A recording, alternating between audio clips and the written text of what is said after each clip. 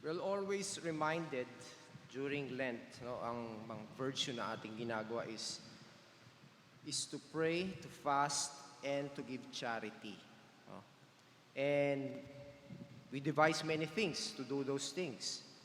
Pag tayo nagfa-fasting, we separate ourselves o hinihiwalay natin yung ating sarili and we go to a quiet place and we pray there. And when we give, no, minsan nagbibigay tayo sa mga charitable institutions or in our simple way pag mayroon nangangailangan sa atin. Pero hindi natin alam o kadalasan ay nawawaglit sa ating isipan that the Mass is fasting, prayer, and charity in one. And most of the time, no, we treat the Mass, no, the Holy Mass or the Divine Liturgy in Orthodox words, no, na we reduce it into an attendance. But in actuality, just that katulad na itinuturo sa atin, it is actually a participation. It is our participation in the passion, death, and resurrection of Christ. Hindi nagiging buhay ang misa dahil magagaling ang kumakanta. Hindi nagiging buhay ang misa dahil magagaling ang tumutugtog. Hindi nagiging buhay ang misa dahil magaling yung nagpipreach. O kaya gwapo yung nagpipreach, o gwapo yung bishop natin, o gwapo yung pari natin. Hindi buhay ang misa dahil mababait ang ushers. No, buhay ang misa dahil ito ay pagdiriwang ng ating kaligtasan. Kaya it is imperative for us to celebrate Mass because it is the celebration of our salvation, ng ating pagkakaligtas. It is like, mahahalin tulad natin ito sa paglapit natin o isinasabuhay natin o parang tayo ay nandoon sa krus ng Kalbaryo, nakaluhod sa Panginoon at nakatingala sa Kanya, na naririnig, naaamoy, nararamdaman yung hangin, yung amoy ng Kanyang dugo na pumapatak mula sa Kanyang sugatan na katawan. Yun ang ibig sabihin ng Mass. At kung titignan din natin sa Mass, na meron tayong tinatawag na fasting. Dahil we separate our minds and our hearts from the cares of this world and we focus on God alone. And we know that the liturgy is already a prayer. And after that, meron tayong giving. Diba? Nagbibigay tayo, we do charity. Nagbibigay tayo. Kaya mahalaga na maintindihan talaga natin ang ibig sabihin ng Mass. So with that understanding, the Mass also teaches us many things. With that understanding na alam natin it is a celebration, no? Makikita natin sa mga customaries natin, binago na natin, it is always the presider. That is celebrant. Because the celebrant is Christ Himself. Yung ating bishop o yung pare, he is just the one who presides. No?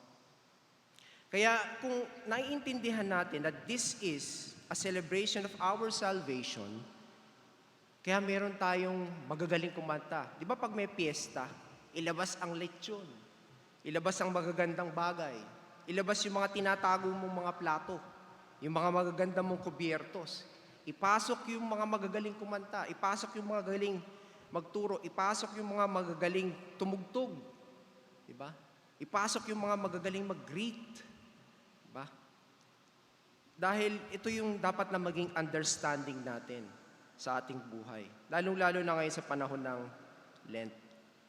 Dahil ang Mass is not just something that we accomplish ourselves. Because Mass has been already accomplished by Christ Himself. We are just mere partakers of it. We celebrate it with Him. Tayo yung mga bisita ng Panginoon sa Kanyang piging. And sa misa, makikita din natin na sa lahat ng ginagawa natin dito, sa bawat kilos, sa bawat salita, katulad ng, minsan makikita natin, bakit pagka ang pare ay nagko-consecrate ng katawan at dugo ni Kristo, na sa pagkatapos ng Lord's Prayer ay hinahati niya yung tinapay o tinahati niya yung hostya at nagtitira siya ng isa o kapiraso sa kopa. Bakit? It signifies resurrection. Kaya sinabi ko kanina, it is the passion, death, and resurrection of Christ in one. And with this understanding also, katulad sa mga readings natin, it teaches us, no? Teaches us to be good to our brothers and sisters. It teaches us, katulad ng sinasabi ni Saint Paul sa Corinthians, na all we do is for the glory of God. All we do is for the benefit of our brothers and sisters. Hindi tayo matutulad ng mga kapatid ni Joseph sa ating first reading na itinakwil ang kanilang kapatid. Bagkus, tinuturuan tayo na maging mabuti sa ating mga kapatid. So yan ang dapat nating maintindihan. Kaya hindi ko minsan ngayon, as I grow old and have more understanding about things in life, hindi ko maintindihan kung bakit minsan ang ibang mga nagsisimba ay dumadalo lang sa Eucharist. Na tila parang ang pagsimba ay upang makatanggap. Well, that's the truth. Nakakatanggap tayo, but that's not the point. The point is we go here because we are to give. To give our life, not just our tithes and offerings, but to offer our life to God.